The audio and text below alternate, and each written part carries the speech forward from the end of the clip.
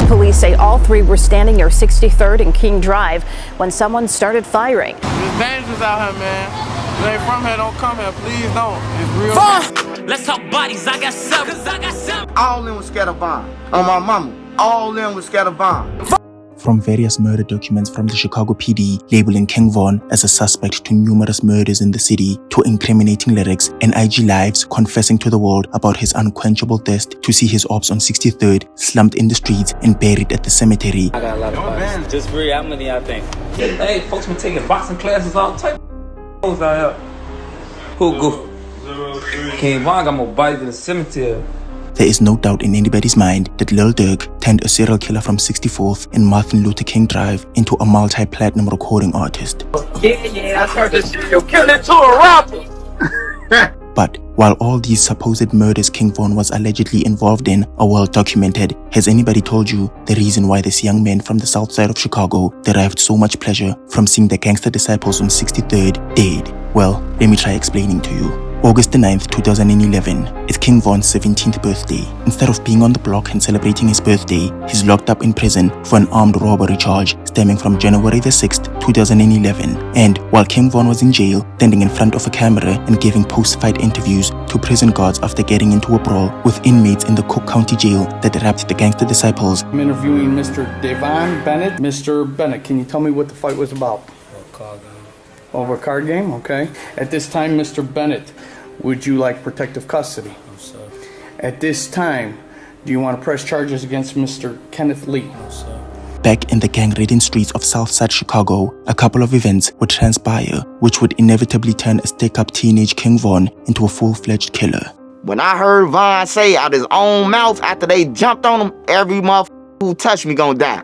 So, 2 days after Davon Bennett turned 17, on August the 10th, 2011, Wick City gang member Odee Perry is riding on his bike in the late hours of that night. He would make a stop at the Swisher Sweet store and exit the store a couple of minutes later, get back on his bike and ride northbound on Martin Luther King Drive. And at 11:35 p.m., police reports state that witnesses saw a 17-year-old Rodney Stewart, known as Boss Trell, and a 17-year-old gun-toting female, Jakira Bonds, known as K.I., drive their silver sedan to the 401 block of East 64th Street. They would catch up to a vulnerable and isolated Odee Perry is riding his bike. The run towards him, let off a couple of shots, and Odee Perry falls off his bike.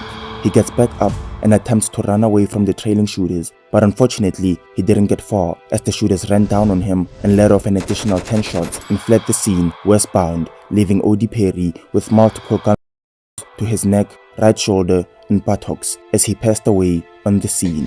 Tuckerville members would run back to 63rd and would bring in Tucker's birthday on the 11th of August after getting revenge for the alleged shooter responsible for Tucker's death. FBG Butter revealed on Instagram Live that Tucker's alleged on his birthday. About Von killed Tuka. Why would you say that? Tuka, Tuka killer died the same year on Tuka's birthday. That's a fact. A 20-year-old Odee Perry would be left in critical condition and rushed to Stroger Hospital. And regardless of how hard the doctors tried reviving dying Odee Perry, at 12:18 a.m. on August the 11th, 20-year-old Odee Perry would succumb to his injuries and would be pronounced dead at Stroger Hospital. Video footage of witnesses gazing at a gunned-down Odee Perry would surface on the internet, and a photograph of Odee Perry's bike laid out in the streets after he had been shot would also surface.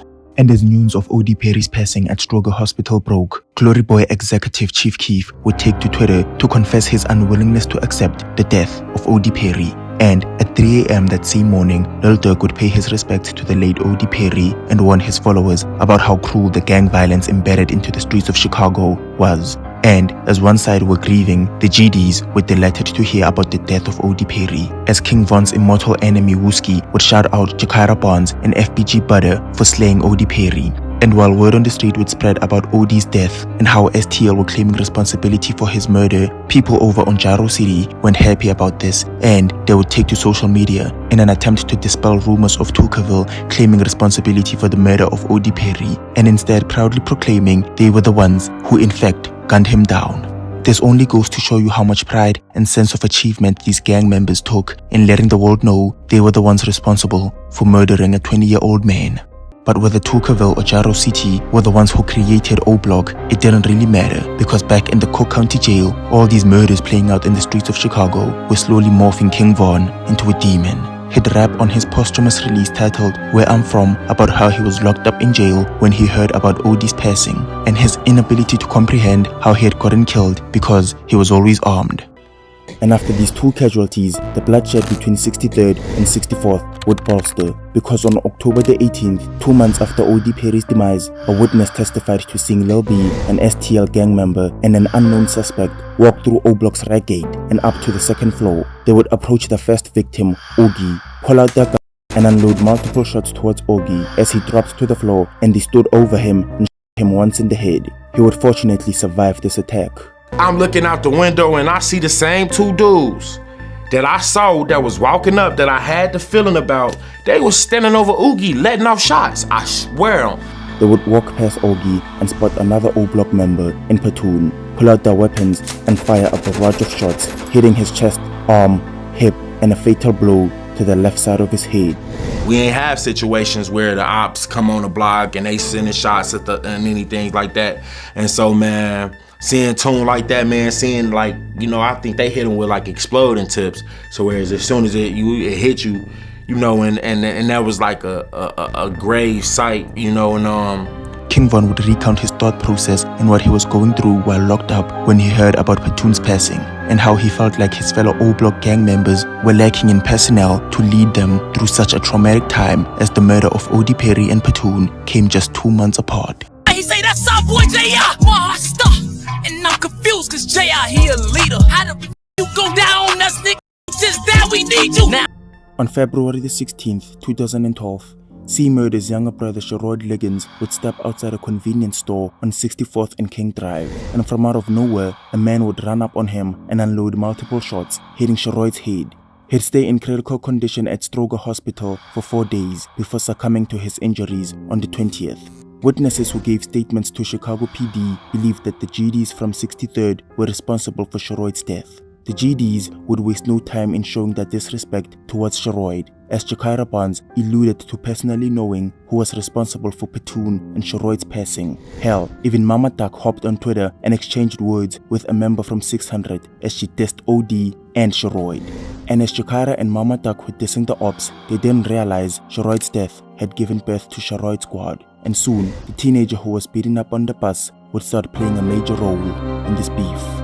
And while being in jail and having to hear about all his friends getting gunned down in the streets of Woodlawn and not even having the courtesy to attend their funerals, King Von would confess his ulterior motives to retaliate for the murders of Odee Perry, Platoon, and Sheroid on his introspective track Don't Wanna Be Me of his March 2020 album LeVon James, where he details how his plans had changed after he had lost Odee Perry, Platoon, and Sheroid, and due to the death of his O Block affiliates, he'd have to put the plans he had made in prison aside and put his mask on, slide, and gun down his ops. And with 80% of the murders going unsolved in Chicago, this would be the perfect conditions for a looming serial killer to inflict harm on his victims, mark their deaths on Twitter, and later rap about his alleged killings in the years to come. The conviction rate for murders is so bad in impoverished areas like Woodlawn that the aforementioned cases, including those of Tucker, Odee Perry, Platoon, and Sheroid, no one, if anybody, was convicted for the murders of these young men, meaning that those responsible would face no repercussions for their actions and would either end up getting gunned down in the streets themselves or would go to jail for completely unrelated charges to the murders they had played a role in.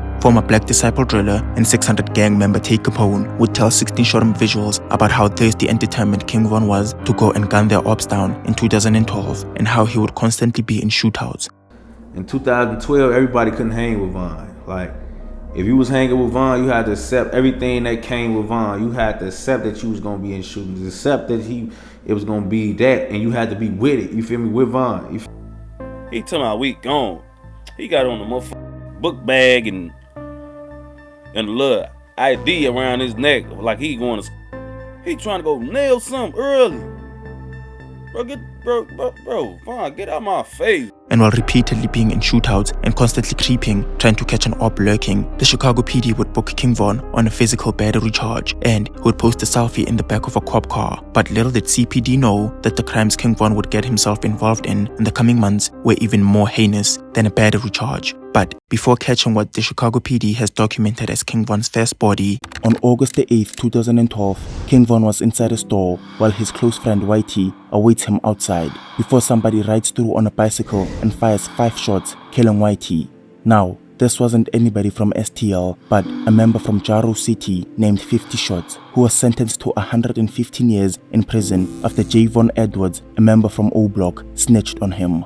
And after this tragic incident, King Von's demeanor would change, as he himself claimed on Demon. BDs like Chief Keef and Lil Reese would mourn Whitey's passing. So anyways, man, Jaro City 50 got sentenced to 115 years for the murder of O Block White. Jaro City 50, he a member of Jaro. Various O Block members would mourn the loss of Whitey, and King Von would reference the situation on multiple occasions on Twitter, describing how he had bought Whitey a pill and they would later take his life. And he would confess how the slaying of Whitey had turned him into a demon. If I tell you I love you, I mean it. When Whitey got killed, I seen it. Alright, I still can't believe it. Turned me. Hey, that man got killed on my birthday. That was so cool. Ain't that crazy? I just gave this man a pill. But shit like that, it happened, you know? After losing his close friend Whitey, King Von would fully turn his attention to raging war in the streets of Chicago. And while he'd go through sleepless nights grieving his friend and expressing himself on Twitter, detailing the events that unfolded on the dreadful night where Whitey lost his life, Jaro City and STL EBT members were celebrating the passing of Whitey. But it wouldn't be long before King Von would catch his first body, because on October the 13th, 2012, at 8:43 p.m, he would post this tweet: "Man, I'm bored, what's the plan?" And that tweet alone would unleash havoc onto the streets of Chicago, because 15 minutes after that tweet, King Von and T-Roy would find themselves on the 6344 block of South Rhodes Avenue, and they had their eyes set on Modell McCambry, who was standing on the porch talking to his cousin Miles Turner, when King Von would emerge and start unloading shots at the two boys, as witnesses claim. Modell and his cousin Miles would be struck by multiple shots, with Modell sustaining injuries to his upper chest, his lower right arm, and his right middle back. After seeing Modell get struck, his cousin Miles Turner would cover Modell and get his body in the crossfire. Miles would be hit in his upper and lower back. Vaughn and T-Roy would flee the scene and head back to Parkway Gardens, while Miles and Modell would be transported to Stroger Hospital and Northwestern Hospital. Miles would fortunately survive this dreadful attack on his life, but his injuries were so severe he would end up paralyzed and would have to use a wheelchair from that day forth. But in Modell's case, he had unfortunately succumbed to his injuries and was pronounced deceased at 10:21 p.m. And as soon as King Von would get back home, he would boldly lay out a question to his ops, asking, "Who died?" And a year and a half following Von's death at the hands of Lil Term and Quando Rondo in Atlanta, the Chicago PD would release the murder documents of Modell McCambry's fatal shooting, with witnesses positively identifying King Von and T-Roy as the shooters responsible for the fatal death of Modell and severely wounding Modell's cousin, Miles Turner. And 17 minutes after shooting and killing Modell, he'd flee back to O Block and tweet, "Who died?" knowing very well he fatally shot the young man from 63rd. Jakira Barnes would be arrested that same day after Modell's death, as the Chicago PD believed she had been driven to Parkway Gardens following Modell getting shot, with her indiscriminately firing shots at the crowd of people standing outside O Block in an attempt to retaliate for the murder of Modell. And if killing a young man in and of itself wasn't satisfactory enough for Vaughn, 2 days after Modell's passing, vigorously engaged in a disrespectful back and forth with Tukaville shooter Wooski, where he would tell him he was getting a shirt made for Modell's funeral. And you'd think the pleasure Vaughn took in dissing his victims would fade away after a couple of months, but no. 2 years after Modell's passing, he would tweet again about Modell, reminiscing about what had happened to him and calling him a straight sucker. And while maybe staying low-key and out of sight would have been a smart idea after allegedly murdering a young man who lived a block away from you, you would think King Von would do just that. But that wasn't the case, as he would frequently post himself, T-Roy, and various BDs mobbing deep in their cars, possibly looking for ops to gun down.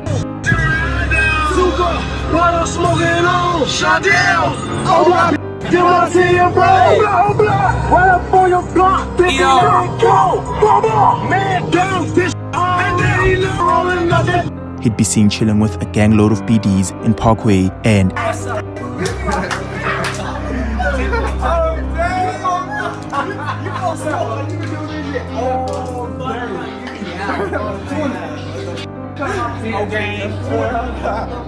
at stores with his right-hand man T-Roy, scaring customers while standing in line.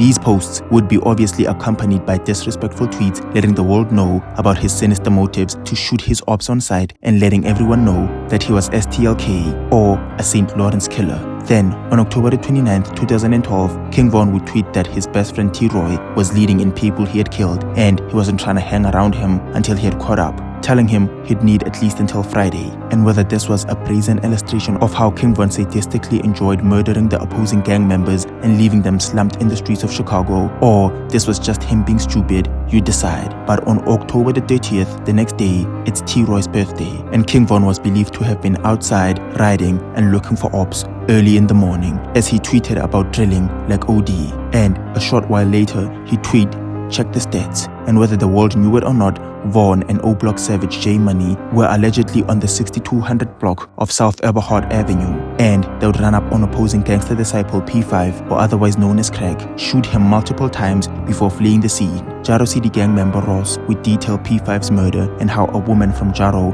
allegedly backdoored P5 and had Vaughn and J Money gun him down. She really flipped from O-Block from Jaro to O-Block because she's supposed to backdoor Crack. Let's talk about it. She had J Money backdoor Crack on Fulham Grand. She had backdoor. Had J Money backdoor Crack. There was J Money and Vaughn on their head. They backdoor. She got Crack backdoor on. Been out there. And then she knew J Money killed Crack because Crack was her best friend. Crack was her best friend. She was the same motherfucker that carried guns in the church at Tutu funeral. The ops. This girl ain't finna play with me. She ain't finna play with me. And not long after this early morning assassination, King Von would tweet about how his Glock 40 made someone flip 40 times. And hours later, he'd tweet about how the earliest bird catches the worm. He'd tweet that Modell and P5 died in October and we should stay tuned for who would die next in November. Later tweeting RIP Crack and Modell, which in my opinion may be one of the most egregious shows of disrespect I've seen in this beef. Somebody relate to him or somebody clue him, you kill him. Now everybody that he was close with is trying to kill you.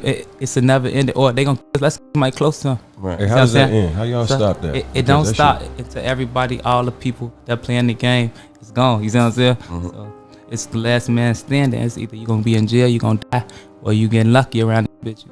F this gang banging shit. I'm trying to make it in real life. That's a tweet by Tocqueville gang member Boss Trell. It seems as if the gang life had taken a toll on him, and word on the street was he was planning on moving away from the gang-infested streets of Chicago and get a fresh started life elsewhere.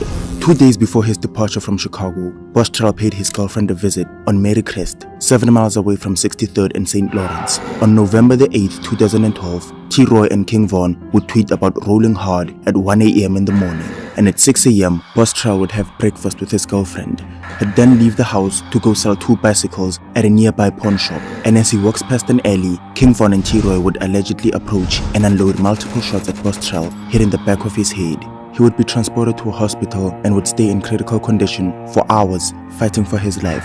FBG Cash would pay him a visit and post this picture on Twitter, saying he can't let go. And while Boss Trell kept fighting for his life, back on 64th, ops were growing impatient as they were hoping Boss Trell would die.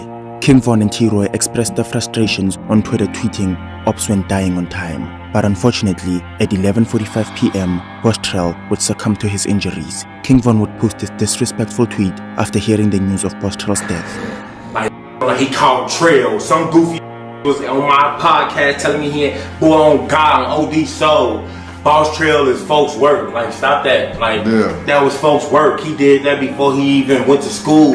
It's May the 29th, 2014. King Von and Big Mike are on their way to CJ's house on the 5700 block of South LaSalle Street to celebrate CJ's birthday, a good friend of Von. They are driven by Jasmine Michelle in her 2-door grey Alero, and once they arrive at the party, Von is standing on the front porch talking to CJ, mean mugging a man from the opposing gang named Carpenter. Moments later, Malcolm Stuckey walks in, who is a friend to Von's op, Carpenter, and just like that, Von took off. While leaving the party, CJ's mother, Miss Jones, would plead with Von not to start a mess in her house, with Von replying that he wasn't on that type of timing. He lied. Big Mike, Jasma, and King Von would get back into the car and drive to Parkway Gardens to grab some firearms. And after 10 minutes, they would get back into the Alero with Jasmine and head back to the party on 57th and South LaSalle. King Von would make a phone call telling a partygoer to take the kids inside. They would park the LRO a block away from LaSalle Street, and as Jasmine stayed in the car, Von and Big Mike would cut through an alley behind the house, and as soon as Carpenter and Stuckey saw King Von running towards them, they would start running in the opposite direction. As Von shouted, "Why are you running?" A barrage of shots would be fired towards the men as Big Mike hit one man in the foot and Von hit another man in the face, breaking his jaw. They would run after Malcolm Stuckey and fire multiple shots at him and then flee the scene,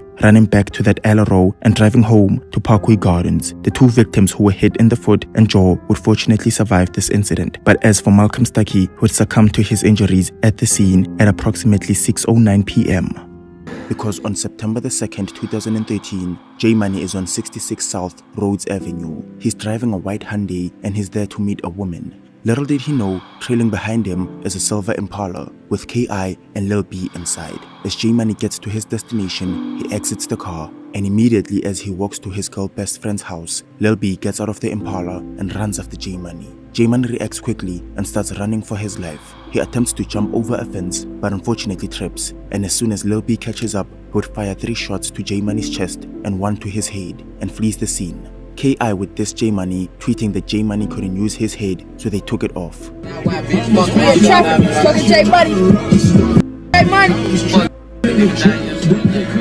Lil Duck paid his respects following the news of J Money's passing, and J Money's baby mama would allude to his girl best friend setting him up because she was in love with one of the GDs from Tuckerville. On April the 8th, 2014, K.I. and Lil B would be seen attending a funeral. That's because a week prior, Lil B had been gunned down by CPD in an alleyway after he had took CPD officers on a foot chase, thinking they were there to arrest him. The incident was justified as self-defense after Lil B was found with a weapon on him, but the community weren't having it.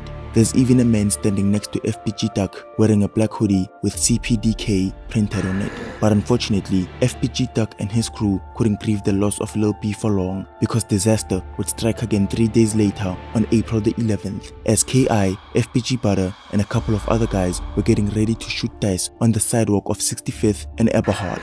King Von, T-Roy, and Big A would jump out of a car armed with guns and chase the Tuckerville members. Von would allegedly fire 3 shots, hitting FBG Butter's knee, a 34-year-old man's foot, and 1 shot hitting Jakira's hip as he yelled, "Yeah, bitch." He would eventually catch up to K.I. as a witness testified to seeing King Von stand over K.I. and fire multiple more shots, hitting K.I.'s front armpit, chest, bicep, left cheek, and left ear. I see Butter on the phone, sitting on one porch, and K.I. and them and Cray Cray, they was in the gangway shooting dice. They emerged out the cut. I see Butter running. Butter hop over the fence, running. And I grabbed Butter. Butter whole kneecap was blew off, bro. And did you hear the gunshots and everything going on? Oh yeah, they sound like something special. They was boom, boom, like the police try to lock up Duck. They told Duck he responsible for it. They just left K.I. on the ground. So I went over there by K.I. Smoke was coming out her neck, man. It was all sad, bro. I'm standing over telling her to be all right, kneeling down over there. But when she got in the ambulance, she was gone, man. And then Von walked up to me, and I shook his hand. He like, look straight. Why you telling me to look straight? He like, look straight, and what I'm finna say to you, don't look at me after I tell you. But he literally say just like this. You know why I just ran up on them and caught K.I. She was the last one running out of the gate. Witnesses who testified would name Davon Bennett as the responsible shooter, and Chicago PD would arrest him for first-degree murder on April the 29th. King Von would tweet they should never free him, but a couple of weeks later, Chicago PD would have to let him go because they believed they didn't meet the burden of proof required to take King Von to trial. And after he got out, A&E Network would release a full-length documentary detailing the life and death of Jakira Barnes, where they featured the same guy who allegedly took Jakira's life. And after walking out of the Chicago PD's custody for Jakira Barnes' first-degree murder charge, a slew of tweets from the PDs such as Lil Reese and Boss Trell would applaud King Von for drilling K.I. King Von himself would express how much he missed Jakira, his eternal hatred for 63rd, and how he's consistently drilling ops. On June the 7th, 2014, King Von would get booked on parole violation and was in the custody of the Illinois Department of Corrections. But on July the 22nd, King Von, along with Big Mike, would be charged with 2 counts of attempted murder and first degree stemming from that incident on LaSalle Street that claimed Malcolm Stuckey's life. And as we all now know, he'd be stuck behind prison for 2.5 years, refusing to cooperate with the police in that case. But while he was locked up, back in the grimy streets of Chicago, King Von's best friend, T-Roy, would lose his life. Because on Valentine's Day, February the 14th, 2017, James T-Roy Johnson walked into a store on the 2000 block of East 71st Street when Ken Getright, TB, and another man approached him, and TB from Taekwondo World would unload one shot hitting T-Roy's chest, and they would flee the scene. Surveillance footage for this whole incident was captured by CCTV, and once Northwestern Memorial Hospital pronounced T-Roy as late, a dark cloud of sorrow would engulf Vaughn and the BDs on O Block as Wick City had to come to terms with losing one of their most prolific shooters. And as the news of T-Roy's passing spread around the city, FBG Duck and Wooski would take to IG Live to diss T-Roy and the BDs on O Block. We running up on for them grade. My boys don't play no games, boy. No games. Chat shot. What's up? And he got, I heard T-Roy had a nice glizzy on the where he got his ass. It's black gang. And after almost a decade of these tit-for-tat killings in the streets and the dissing of dead ops on songs, FBG Duck would drop his disrespectful song, Dead Bitch, where he goes on to diss T-Roy and Odee Perry, referencing J Money's demise where he was shot in the face, and alludes to his desire to piss on D-Thang's grave. And nearly a month after the music video for Dead Bitch dropped, on August 4th, 2020, THF-TZ spots FBG Duck on Oak Street and calls black disciples from O Block. Muwop, who had close ties to J Money, hops into the car. C-Murder, Sheroid Liggins' older brother, tags along as well. Duck would repeatedly mention how Sheroid Liggins was probably killed while he was listening to his iPod back in 2014. Zelmona, who was cousins with T-Roy, jumps in as well. C-Thang, Kenny Mac, and Loss would all tag along, and with all the O Block and 600 members that had lost their lives at the hands of Tuckerville drillers, these gangbangers were on a mission to take out one of the biggest GDs in the city and potentially split $100,000 as compensation for a job well done. It wasn't a factor to him. They wanted my son gone. They saying he was shot 3 times blind. He was shot over 20 times. Still trying to get off that ground. Still fighting for his life. 3:58 p.m. August the 4th, 2020. 26 minutes before 4 O Block shooters would jump out with surgical masks and take FBG Duck's life, 2 black men walk into the Montclair store on Oak Street.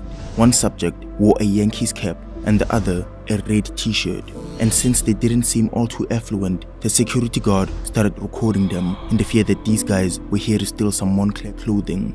Little did he know that the man in the Yankees cap was 33-year-old Ralph Turpin, or better yet, THF-TZ. And on this recording that's now with the police, he is seen on a phone call telling somebody that he had just spotted Duck on Oak Street. So I'ma gon' tell y'all, his name is Ralph Turpin, also known as TZ, THF-TZ. I know him as Foul.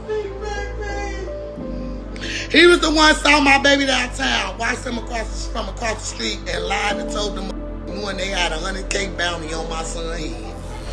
That one phone call would set everything into motion, and 6 O Block gang members are seen racing down the stairway in Parkway Gardens. The 6 men were Muwop, C-Murder, Kenny Mac, Los, C-Thang, and 19-year-old Zelmona. The 6 men would jump into 2 separate cars, a 2016 Black Fusion where Los is the driver, and a 2013 Chrysler 300 driven by Kenny Mac. And as the members from O Block ready their guns and put on their COVID masks, as Lil Durk confessed on Still Trapping, Bro slide with a COVID mask. Last op he overgas. Smoke. He got back door. FBG Duck is still standing in line outside the Dolce & Gabbana store, following social distancing protocol and patiently waiting his turn to buy his son a birthday gift. And that's how he ended up in front of Dolce and got out, and he was following the rules of the social distance. He was standing outside. And at 4:25 p.m., 2 cars would come to a halt on Oak Street. Zelmona, Muwop, C-Thang, and C-Murder all jump out, approach FBG Duck, and unload 38 shots, 21 of which struck FBG Duck's chest, neck, back, and thighs as he tragically fell to the ground. Witnesses also heard one of the shooters screaming, "Yep," as Duck hit the ground, and after 15 seconds of mayhem on Oak Street, all 4 men jumped back into their cars and returned to Parkway Gardens, leaving Duck to succumb to his injuries. Erica and Brad, a man and woman, were seriously injured in this shooting, but their friend, a rising Chicago rapper, did not survive. I heard like a machine gun going off. Howard Gordon happened to be standing outside his convenience store. That's when those shots echoed. His store surveillance captured the horrific sounds. I knew for sure this was gunshots. 4 individuals exited those vehicles, 2 from each vehicle, and began firing. Close to 50 shots fired before the shooters jumped back into their cars, leaving this bloody scene behind.